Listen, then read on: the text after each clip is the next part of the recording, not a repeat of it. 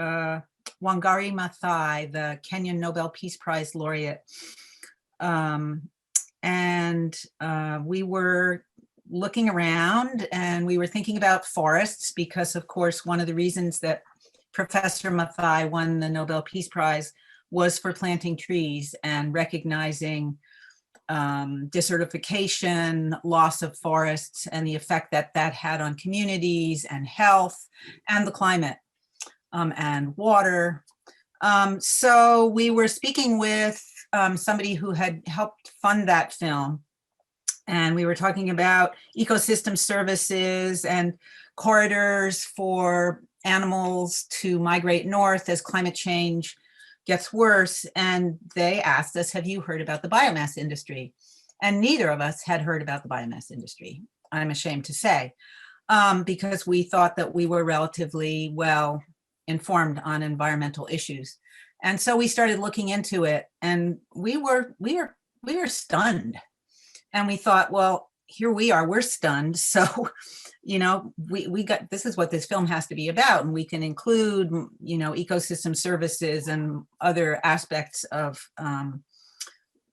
what we were going to include in the film we thought we might make. So that's how it began, just realizing that there was very little knowledge out there about this industry and what the detrimental sides of it were, which are pretty much all of them.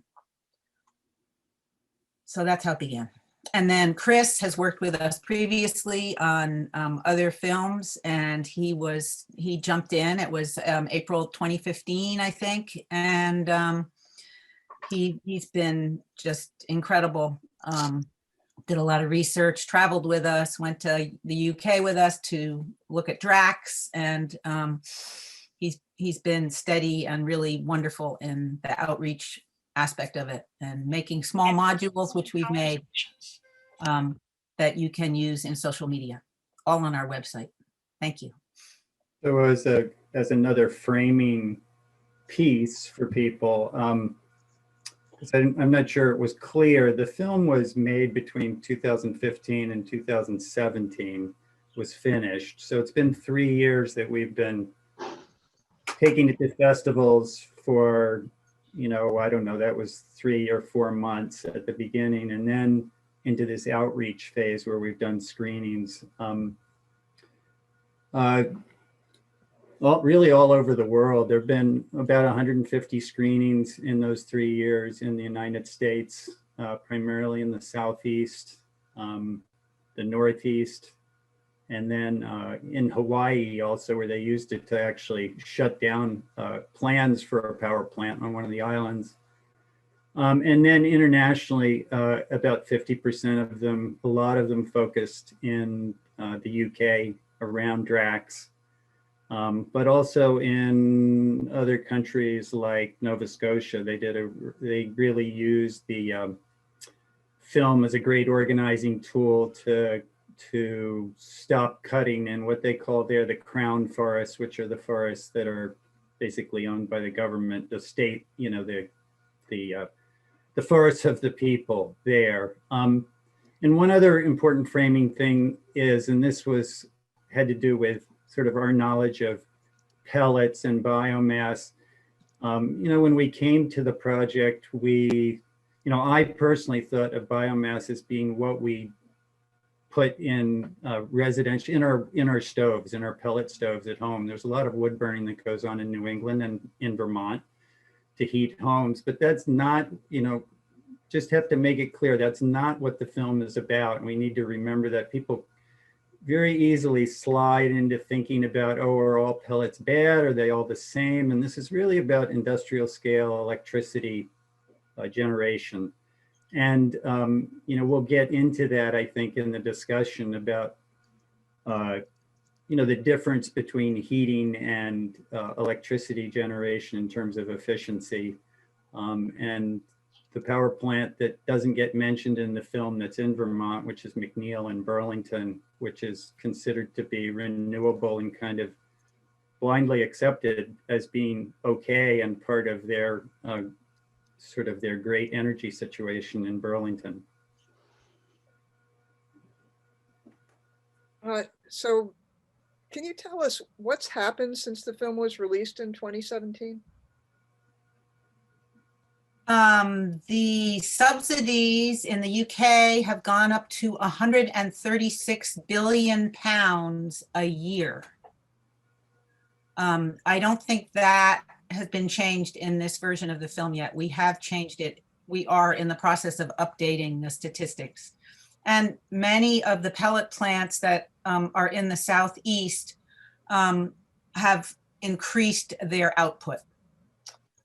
And there are many more plants in the Southeast, and there are ones under construction.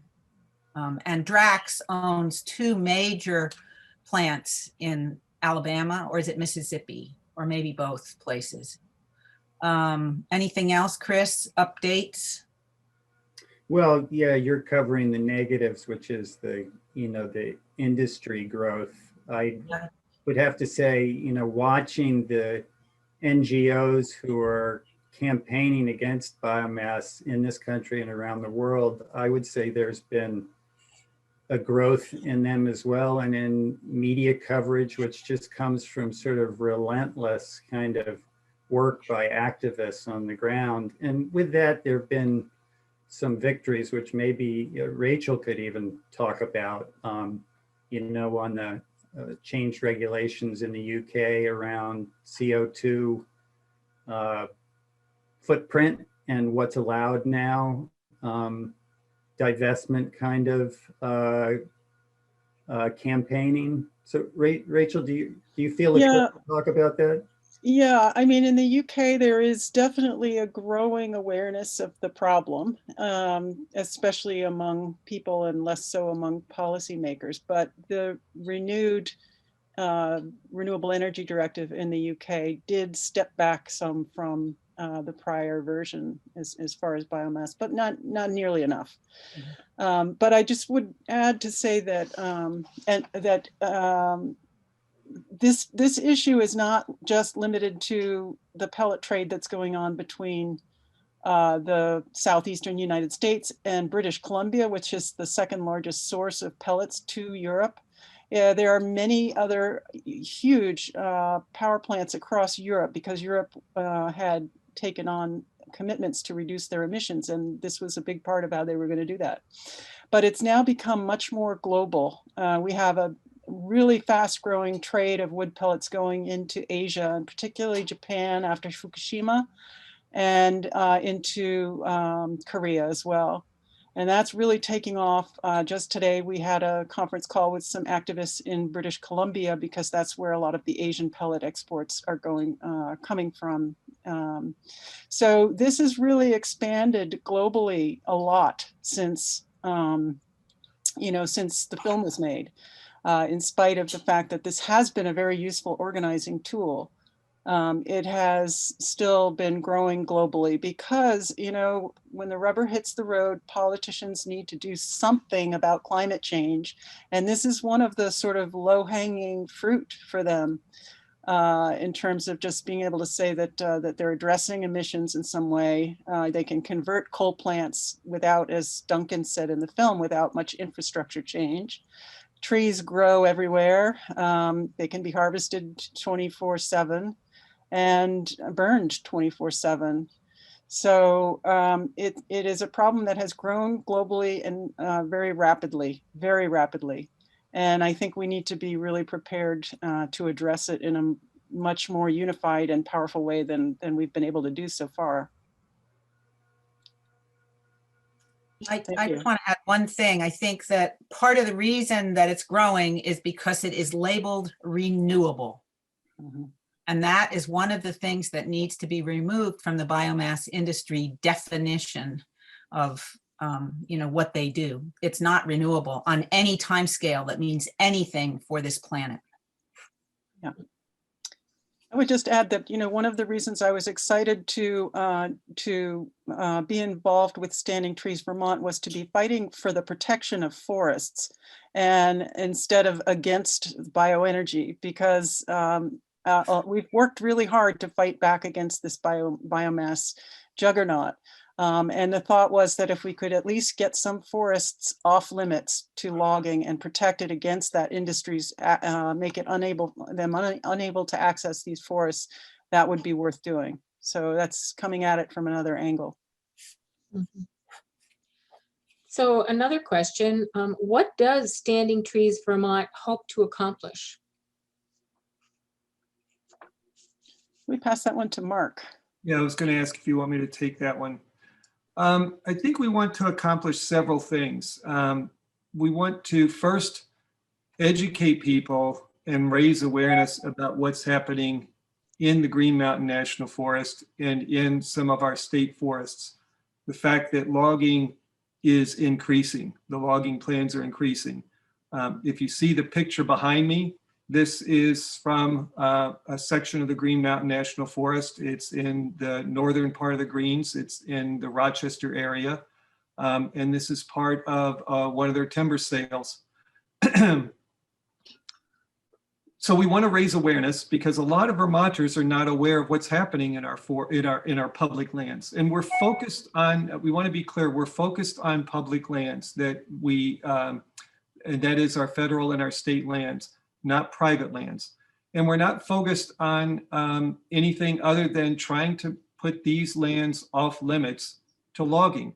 Let them rewild, let them grow old, let them do the best they can for ourselves and for our environment.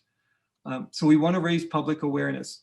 We want to talk to legislators and talk to forest managers, both for the national forests and for the state forests, to talk to them about making policy changes, making management decision changes to start looking at how to manage our public lands differently.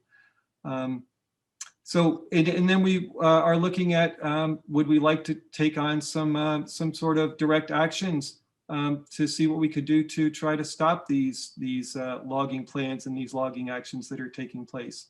So that's what we want to accomplish. Ultimately, we'd like to see our public lands, the forest on our public lands, off limits to logging. Thank you, Mark. We're getting a lot of really good questions. There are a number that have a similar theme. Can you contrast large-scale biomass burning with home heating by wood in rural Vermont? I'll be happy to at least start to address that. I think it's a a very nuanced, it requires a much more nuanced approach because we do need to heat somehow or other. We need to start out by figuring out how we can do that most efficiently. But our choices are that we have available right now are somewhat limited. And, there are situations and places where heating with wood may make sense and places where it may not. I don't think it's appropriate to just have a blanket, everyone should heat with wood instead of gas or what are the other options, nor is it appropriate to have a blanket, never heat with wood. It's a much more complicated landscape trying to assess that. And that's, I think what we need to keep our focus on right now is these very large scale pellet trades, and those are real clear no-go territory. It is totally polluting, inefficient, not renewable energy. There's no question about that. When it comes to residential heating or even commercial and other kinds of heating, that's a much more complicated discussion. And I would leave it at that. And Rachel, to piggyback off of what you were saying, I didn't mean to give wood heat a free pass when I sort of was framing what the film was about. And like you said, it is more nuanced, but on a kind of a scale issue, I was looking back in research and I had a Vermont 2016 comprehensive energy plan. And just to give people a sense of the difference between one power plant, the McNeil in Burlington, 50 watt power plant. Megawatt. 50 megawatt, yes. It can light one light bulb. It's a 50 watt power plant. And of all the biomass used in the state, they used in 2016, they used 90% of it. So all of the other uses of pellets and chips for biomass that would include schools, businesses, state office buildings, colleges, residences, that was 10% of the biomass. So you get a sense of the scale of the amount of wood that's required to as fuel stock for electricity generation. It just blows everything else out of the water. Yeah.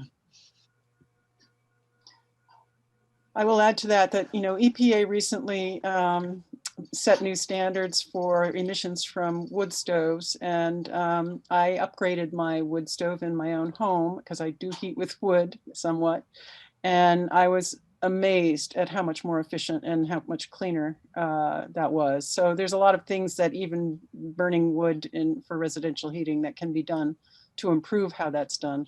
Because there's no question, if everybody in the world decides to heat with wood, we'd have a lot of air pollution and a lot of problems for supply. But the commercial and industrial scale is a clear target we need to address. So here's another question. I've heard the word proforestation. What does that mean? I'll take that. Yeah, go Mark. Yeah, give me just a second. I was pretty sure that question would come up. So Bill Mubaugh, who was in the film, was the one, he and some others did a literature review of a lot of really good previous research that was done around carbon sequestration, how to effectively manage our forests, et cetera. And they came up with this term proforestation. And what it is growing existing trees intact to their ecological potential, largely free from human intervention, except primarily for trails and hazard removal. So basically, other than for trails and for getting rid of hazards, it's letting the forests grow naturally. This, as opposed to terms like afforestation or reforestation, which can take years, a lot of money, and there may not be enough available land to achieve what we need to do as far as CO2 capture. Proforestation is cheap. Let our forests grow. Let them continue to do what they do naturally. Our forests in the Northeast have not recovered. They are recovering. They've got many more years to go before they return to their former glory. So the idea behind, back to what does Standing Trees Vermont want to accomplish, we want to see our forests on our public lands be allowed to grow and be natural and not be managed. The Forest Service and our state forest management, they want to actively manage these lands. And they come up with a lot of terms about why it's good to manage the forests as opposed to letting them grow naturally. And that gets to part of our education, that we want to let people know that our forests are better off if we leave them alone.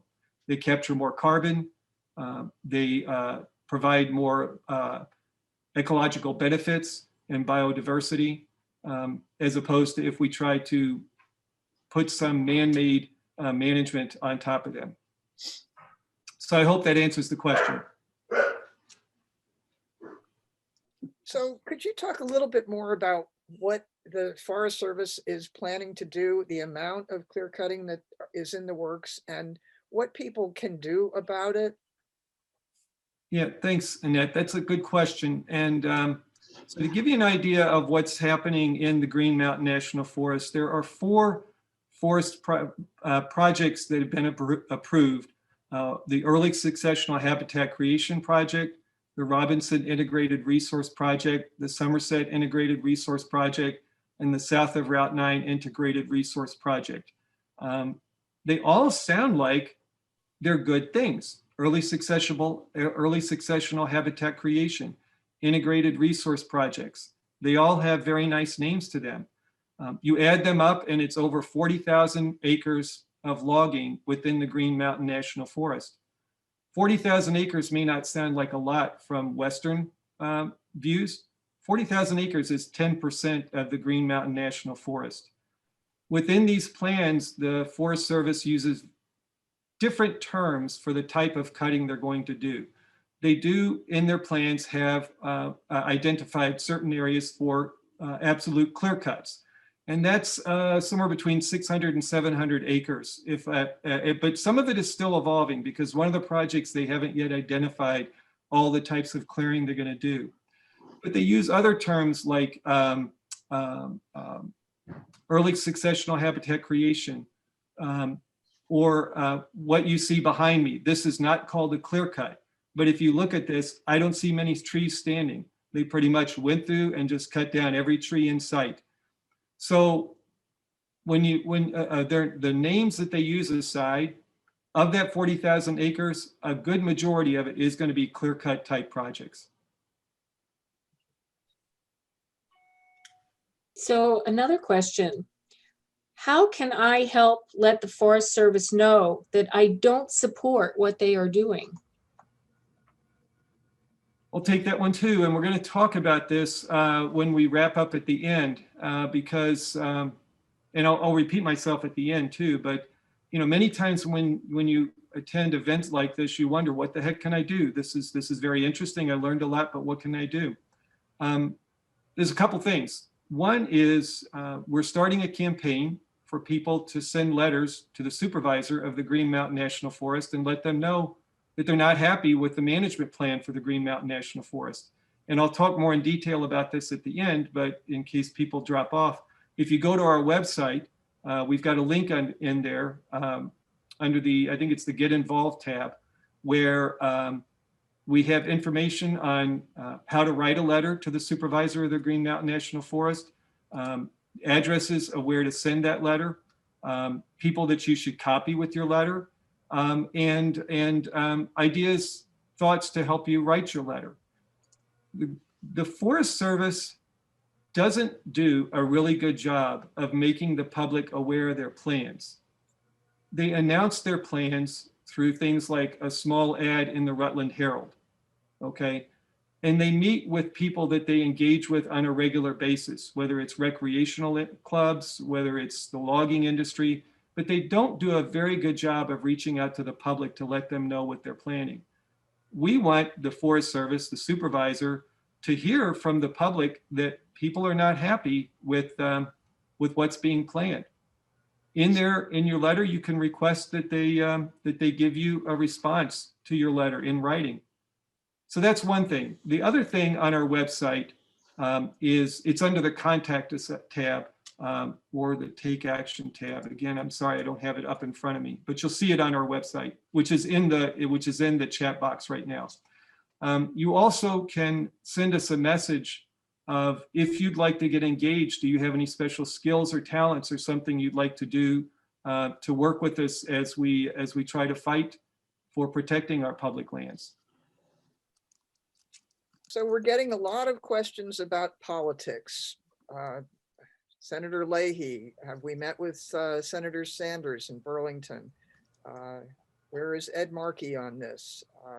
What about the subsidies? So who would like to address the political problem?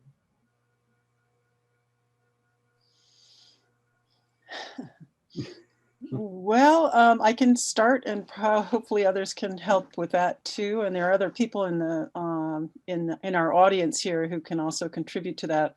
I can say that, Bernie Sanders was actually responsible for the McNeil, when he was governor here, for the McNeil power plant in Burlington. And Mayor. I've tried many times to talk to him about it. I think by now he kind of understands that it's not the greatest thing and maybe has some regrets about it, but doesn't really not too eager to talk about it. We are currently contemplating how we might reach out to Patrick Leahy, because in particular around the Green Mountain National Forest area, because he has some particular relationship to some of the areas that are slated for logging. So that's something that we've been thinking about how to do. I will say I was, a couple of days ago on a call with a bunch of people from the many different NGOs and organizations that have been working on this issue, talking about how to engage with the current new administration on this issue. The EPA went through a process some years ago of considering how to deal with the emissions from biomass, the so-called biogenic versus fossil fuel CO2 question. And there they had a scientific advisory board that went through, spent like 3 years studying the issue and concluded that that it was a problematic and has never really taken action on that. Meanwhile, there's been a lot of, and so there's some hope that maybe the new EPA might actually do what this scientific advisory body had advised years ago, and there'll be some pressure to do that. We also talked about the fact that we have not ever had a champion in Congress at the federal level of any sort on this issue, other than maybe Senator Markey at one point was something of a champion, but it's been very difficult to get any traction on this. And part of that is because it is defined as renewable energy. People who support, understand that the climate is a problem and support policies for renewable energy, they feel that it would be divisive to try to split off the biomass from the solar and energy and wind, that we need to have a united front politically in order to get anywhere in the political sphere. So that's been the problem that we've been up against with that.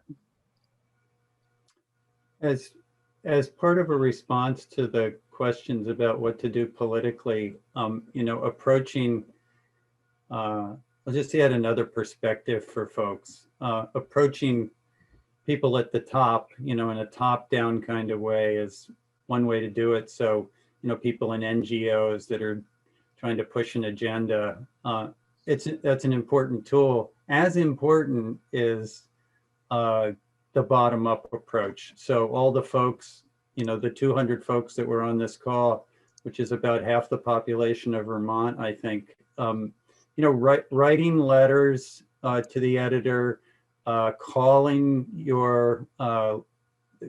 politicians and other bureaucrats in the state of Vermont, that's as effective. And I think both of those tools are important. So, getting involved in that kind of way and learning more about the issue by visiting the various websites. You can visit the film's website, burnthemovie.com. We have resources. Biofuel Watch has resources on their website, and a bunch of other groups that were represented in the film, Dogwood Alliance, NRDC, and Southern then, Environmental Law Center. yeah. So, educate yourself and get involved in that way. I just encourage you to do that and be in touch with any of the groups that I've just named with questions about what you can do. Without the subsidies, this industry would not exist. So that's a really, really something to go after. But of course, all energy companies get subsidies. The oil, the oil industry gets subsidies, but this one would be gone without subsidies. And that's actually happened in the state of New Hampshire.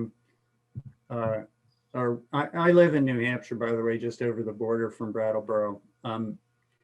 And our Republican governor, for various reasons, vetoed subsidies to 6 smaller biomass plants that were in the state of New Hampshire. Meanwhile, the big one that's in the film, the Burgess plant, which is a 75 megawatt plant up in Berlin, north of the White Mountains, is still being subsidized. But the other 6, the subsidies were cut out and they closed down. And a similar thing happened in Maine.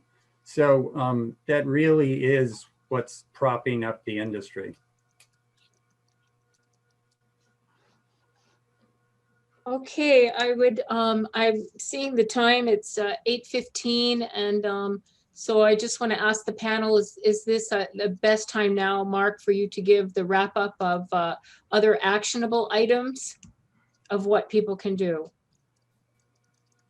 Sure. And there's been some, I want to just quickly, because we are being very sensitive time, been some good questions and comments in the chat about our position on logging and wood products, etc. We're not saying that we're against logging, and we're not making any negative statements against wood products. What we're saying and what we're working toward is to protect the forests on our public lands. The amount of forests that are protected from resource extraction is very small in the US and in the Northeast.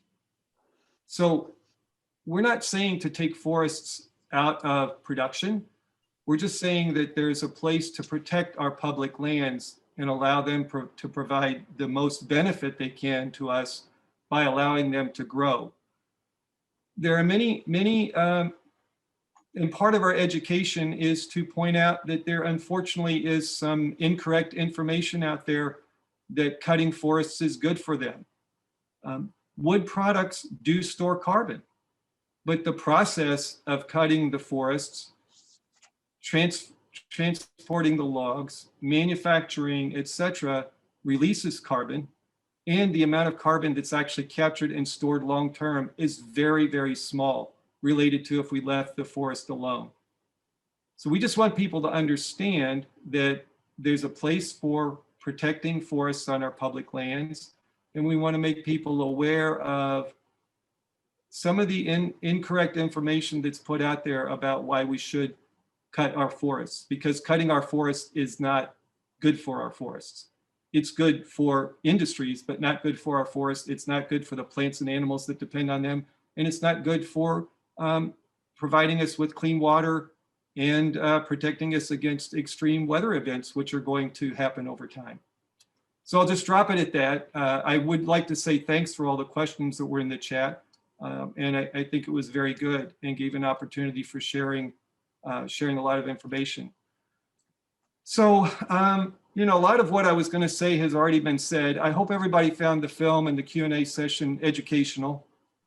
As I said, when I go to a lot of events like this, I always at the end walk away thinking, what can I do? So I'll repeat what you can do. If you visit our website, which we've put in the chat box several times, but if you just Google Standing Trees Vermont, it's standingtreesvermont.org. You go to our website and you'll find in there an opportunity to learn how to write letters to the supervisor of the Green Mountain National Forest and let them know what you think about their logging plans and what you think about their management plans. And also there's an opportunity that you can send us a message and let us know how you'd like to get involved. Or if you'd just like to be on a list for future communications. We're a brand new group. We're all volunteers. We come from a lot of different diverse backgrounds, but we have a common goal here, and that is we want to protect our forests and our public lands.